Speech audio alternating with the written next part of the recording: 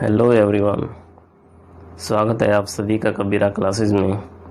My self Surendra Kumar, और आज आप मेरे साथ पढ़ने वाले हैं एक नया टॉपिक। तो वीडियो को स्टार्ट करने से पहले मेरी एक रिक्वेस्ट है, जिसने भी अभी तक चैनल को सब्सक्राइब नहीं किया है वो फास्टली चैनल को सब्सक्राइब करें, ताकि आगे जितने भी वीडियो हैं वो आप तक पहुंच जाए। ठीक है, तो आज का हमारा जो टॉपिक रहेगा that will be acid base and salt. बड़ा ही इम्पोर्टेंट टॉपिक आता है ये, क्लास नंबर 10 के अंदर भी और भी कई जगह पूछा जाता है, तो काफ़ी इम्पोर्टेंट टॉपिक है ये वाला टॉपिक। आज हम स्टार्ट करेंगे। तो देखिएगा, सबसे पहले करने वाले हैं एसिड्स। एसिड की डेफिनेशन में अगर आप देखें, they are sour in taste, यानी कि वो खट्टे पदार्थ होते हैं, यानी कि उनका जो टेस्ट होगा वो खट्टा होता है। सेकंड प्रॉपर्टी आप देखेंगे, they turn blue litmus to red, वे ब्लू लिटमस को रेड में कन्वर्ट कर देते हैं। इसके कुछ एग्जांपल्स मैंने यहाँ लिखे हैं, जैसे HCl, H2SO4, HNO3, HCOOH, जिसको फॉर्मिक एसिड हम कहते हैं। ऐसे ही कुछ नेचुरली ऑकरिंग एसिड हैं, जैसे विनेगर के अंदर एसिटिक एसिड होता है, ऑरेंज के अंदर सिट्रिक एसिड होता है, टैमरिंड के अंदर टार्ट्रिक एसिड होता है, टोमेटो के अंदर ऑक्जेलिक एसिड, सॉर मिल्क यानी जो खट्टा दूध है या फिर दही है उसके अंदर लैक्टिक एसिड होता है, लेमन के अंदर सिट्रिक एसिड होता है, आंट स्टिंग के अंदर मेथेनोइक या फिर फॉर्मिक एसिड होता है, और नेटल स्टिंग के अंदर भी मेथेनोइक एसिड होता है। तो ये कुछ नेचुरली ऑकरिंग एसिड्स हैं। इसके बाद में नेक्स्ट हमारे पास में कुछ एग्जांपल्स हैं यहाँ पर, यानी ऐसे पिक्चर्स यहाँ दी गई हैं जिनके अंदर एसिड होता है। जैसे फर्स्ट नंबर पे बैटरी, दूसरे पे सोडा ड्रिंक, तीसरे पे milk, and next is tomato यानी टमाटर, और ये स्टोमक होता है जिसके अंदर HCl हाइड्रोक्लोरिक एसिड होता है। फिर कॉफ़ी के अंदर भी एसिड प्रेजेंट होता है, बनाना में भी, और वाइन और लेमन, ये सभी ऐसे सोर्सेज हैं जिनके अंदर एसिड प्रेजेंट होता है। ठीक है, इसके बाद में और कुछ एग्जांपल्स यहाँ दिए गए हैं, जैसे lemon, tomato, grapes, milk, ant, apple और विनेगर। इन सब के अंदर जो भी एसिड प्रेजेंट है उसको यहाँ ब्रैकेट्स में दिया गया है। ठीक है, चलिएगा अब हम चलते हैं कुछ लेबोरेटरी के अंदर पाए जाने वाली एसिड बोटल्स। आप देख सकते हैं, जैसे फर्स्ट नंबर पे नाइट्रिक एसिड, सेकंड पे सल्फ्यूरिक एसिड, फिर एसिडिक एसिड, और फिर formic acid, and last one is hydrochloric acid. ये वो एसिड्स हैं जो आपको लैब में रखे हुए मिल सकते हैं। चलिएगा अब हम चलते हैं नेक्स्ट टॉपिक की तरफ, डैट इज़ द बेस। और बेस की जो पहली प्रॉपर्टी है, they are bitter in taste, यानी टेस्ट में कड़वे से लगते हैं। जैसे आप साबुन को कभी खाने का प्रयास करते हैं, उसको टच करने की कोशिश कीजिएगा, दे आर बिटर, वो कड़वे से लगते हैं। Second property, they turn red litmus to blue, red litmus को ब्लू में कन्वर्ट कर देते हैं। कुछ एग्जांपल हैं KOH, NaOH, CaOH2, MgOH2 और ammonium hydroxide NH4OH। All these are the examples of base. अब हमारे पास में कुछ ऐसे पिक्चर्स हैं जिसके अंदर कॉमन एग्जांपल लिए गए हैं बेस के। फर्स्ट नंबर पे क्लीनर है, ड्रेन क्लीनर जो होता है, दूसरा ब्लीच, ये भी एक तरह का क्लीनर होता है, टाइड डिटर्जेंट्स की कैटेगरी में आता है, अमोनिया एक क्लीनर होता है जिसे गिलास वगैरह आप क्लीन कर सकते हैं, एंड द बेकिंग सोडा, और फिर इनो, ये वॉशिंग सोडा होता है, और milk of magnesia, and last one is soap. तो all these are the common example of bases. अब कुछ ऐसे बेस दिए गए हैं पिक्चर के अंदर जो आपको लेबोरेटरी में भी मिल सकते हैं, आपकी जो साइंस लैब है उसके अंदर। पहला है सोडियम हाइड्रोक्साइड, सेकंड नंबर पे पोटासियम हाइड्रोक्साइड, थर्ड नंबर पे है मैग्नीशियम हाइड्रोक्साइड, फोर्थ नंबर पे है कैल्शियम हाइड्रोक्साइड। और बीच में ये पैलेट फॉर्म दिखाई गई है सोडियम हाइड्रोक्साइड और पोटेशियम हाइड्रोक्साइड, जो कि आपको पैलेट फॉर्म में मिलते हैं, ये वाली पैलेट फॉर्म। फिर हम चलते हैं नेक्स्ट टॉपिक जो हमारा यहाँ है, इंडिकेटर्स क्या होते हैं। अब देखिए इंडिकेटर्स हमें बताते हैं, क्या बताते हैं, whether a substance is acid और ए बेस, कि कोई सब्सटेंस है वो एसिड है या बेस है, ये बताने का काम इंडिकेटर करते हैं। कैसे करते हैं, बाय चेंजिंग इट्स कलर, वो अपना कलर चेंज करके बताते हैं। कुछ एग्जांपल्स यहाँ दिए गए हैं इंडिकेटर्स के, जैसे litmus, turmeric, methyl orange, phenolphthalein, red cabbage leaves, hydrangea petal और पिटूनिया पेटल और जेरेनियम पेटल्स, ये सारे के सारे इंडिकेटर्स के एग्जाम्पल हैं। फिर हम चलते हैं, पहला हमारा जो मोस्ट इम्पोर्टेंट इंडिकेटर है, natural indicator, that is the litmus. देखिए लिटमस सॉल्यूशन जो है वो पर्पल कलर की एक डाई होती है जिसको एक्सट्रैक्ट किया जाता है लाइकेन नाम के प्लांट से। और ये जो लाइकेन नाम का प्लांट है वो किस डिवीजन से बिलोंग करता है, थैलोफाइटा से। ठीक है, इसका न्यूट्रल कलर अगर आपसे पूछा जाए तो आपने हमेशा याद रखना है पर्पल। ये जो आपको डायग्राम दिख रहे हैं यहाँ पिक्चर्स में, ये लाइकेन नाम का जो प्लांट्स हैं रॉक्स वगैरह के ऊपर ये प्रोड्यूस होता है, तो उसकी पिक्चर्स यहाँ दी गई हैं। This is your lichen plant. Next है कि जो लिटमस पेपर होता है वो हमारे पास में दो तरह का होता है, रेड एंड ब्लू। डायग्राम में आप देख सकते हैं, this is red and this is blue. ठीक है, एसिड क्या करते हैं, ब्लू लिटमस को रेड में बदल देते हैं। यहाँ देखिएगा, ब्लू लिटमस को रेड में बदल देंगे तो आप उसको एसिड बोलेंगे। ऐसे ही बेसिस क्या करते हैं, रेड को ब्लू में कन्वर्ट कर देते हैं, रेड को ब्लू में कन्वर्ट कर देते हैं, तो वो सब्सटेंस हमारे बेसिस यानी कि अल्कली कहलाते हैं। फिर चलिएगा टर्मरिक और मिथाइल ऑरेंज पे चलते हैं। जो टर्मरिक होती है उसका न्यूट्रल कलर येलो होता है, और एसिड के केस में वो येलो कलर ही दिखाते हैं, और बेस के केस में वो रेड कलर दिखाते हैं।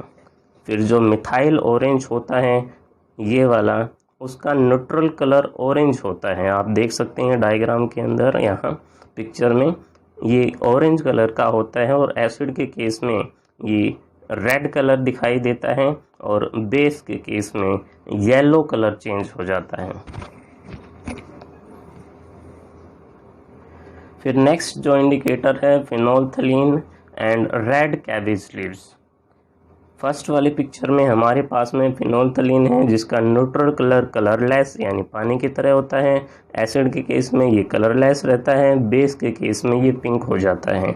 जबकि जो रेड कैबेज लीव्स होती हैं उसका न्यूट्रल कलर पर्पल होता है। डायग्राम में आप देखिएगा, ये पर्पल कलर है। एसिड के केस में ये रेड हो जाता है, बेस के केस में ग्रीन कलर हो जाता है इसका।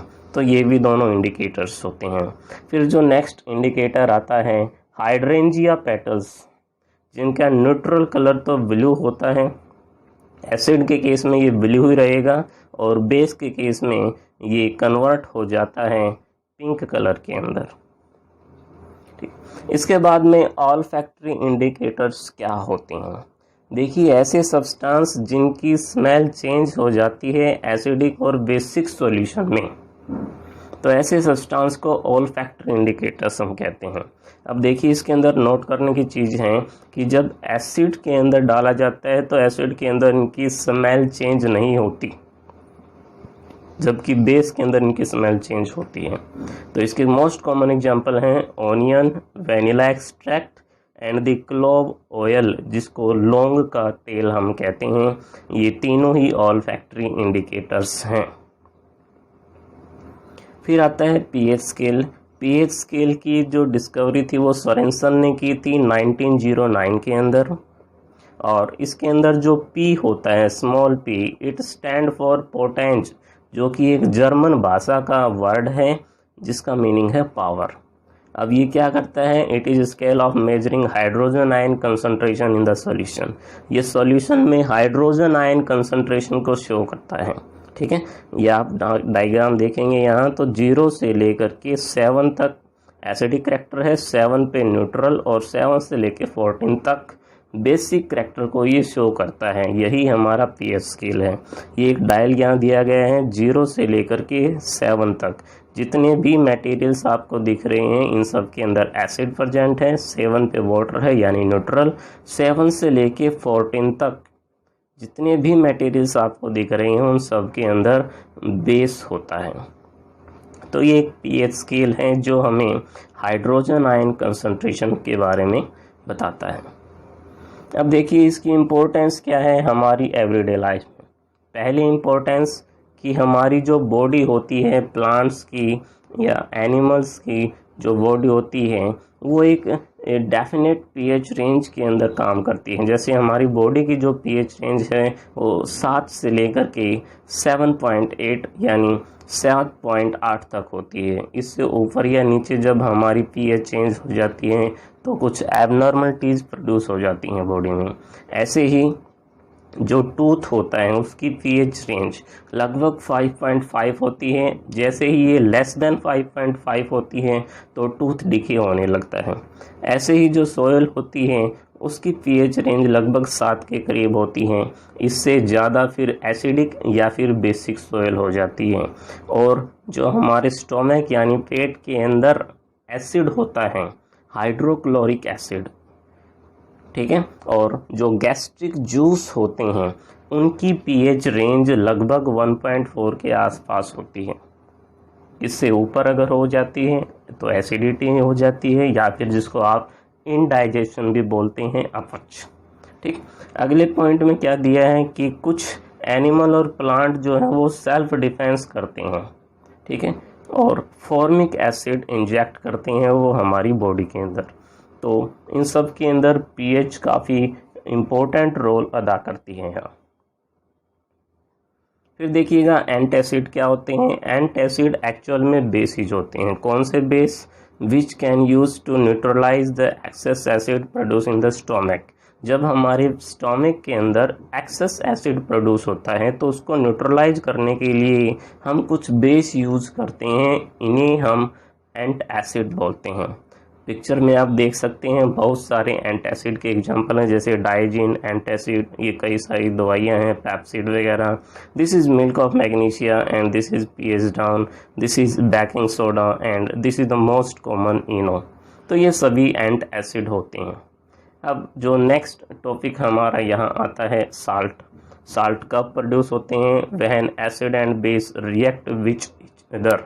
जब एसिड और बेस एक दूसरे के साथ में रिएक्शन करते हैं, जैसे आप एग्जांपल में देखें, एसिड और बेस जब रिएक्शन करते हैं तो साल्ट प्रोड्यूस होता है, प्लस में वाटर प्रोड्यूस होता है। इस रिएक्शन का नाम होता है न्यूट्रलाइजेशन रिएक्शन। जैसे यहाँ एसिड HCl, बेस NaOH, तो NaCl प्लस H2O यानी NaCl एक साल्ट है, तो साल्ट यहाँ बनेगा। अब देखिए कॉमन साल्ट। कॉमन साल्ट का जो केमिकल नेम होता है that is the sodium chloride. इसको आप टेबल साल्ट भी कहते हैं क्योंकि टेबल पर हम खाने में इसका यूज करते हैं।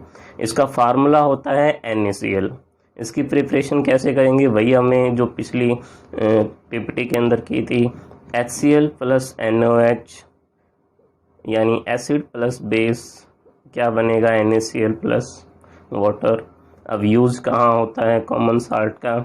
एक तो इन कुकिंग फूड बनाने के अंदर, प्रिजर्वेटिव के रूप में, यानी पिकल्स, मीट और फिश को स्टोर करके रखना है एज प्रिजर्वेटिव्स, तो आप वहाँ इसका यूज़ करेंगे। इन मैन्युफैक्चर ऑफ सॉप, साबुन बनाने में।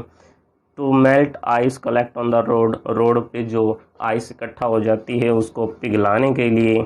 एज ए रॉ मटेरियल यानी कच्चे मटेरियल के रूप में, अगर कास्टिक सोडा बनाना हो, वॉशिंग सोडा बनाना हो, बेकिंग सोडा बनाना हो या HCl बनाना हो, तो ये सब बनाने के लिए हम NaCl का यूज़ करेंगे।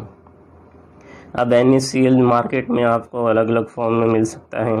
जैसे मैंने यहाँ कुछ पिक्चर्स दी हैं अलग अलग ब्रांड की जिसका NaCl बाज़ार में मिलता है, ठीक है। ये NaCl क्रिस्टल हैं, ये शुगर क्रिस्टल यहाँ दिए गए हैं। तब देखिए कॉमन साल्ट जो NaCl होता है, अगर आप उसको अंडर द माइक्रोस्कोप देखेंगे तो किस तरह के पिक्चर्स आपको दिखेंगे। ये अंडर द माइक्रोस्कोप जब उसको 100 गुना जूम करके दिखाया गया है तो ऐसे पिक्चर दिखेंगी। अगर under the microscope 150 times zoom करके दिखाया गया है तो आपको थोड़ी सी और बड़ी क्रिस्टल्स नज़र आएंगे। तो ये है नमक, जिसको आप अंडर द माइक्रोस्कोप भी चेक कर सकते हैं। ठीक है, thank you everyone for watching this.